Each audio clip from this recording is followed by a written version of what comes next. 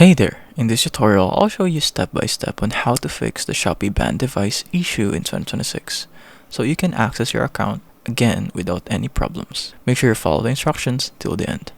To fix Shopee ban device, first you must know how to appeal the ban. In here, I'm currently in the instructions page, and to appeal, you can see that in Shopee, in the notification ones, you can just select the video or the notification and you can write an appeal and just hit submit.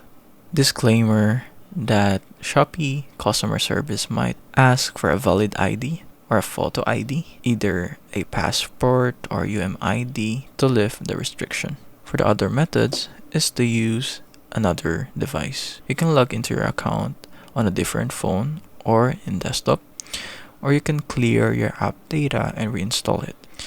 If that didn't work, you can just go and appeal the ban in customer service. And that's it. If it helps, leave a like and subscribe for more tutorials like this.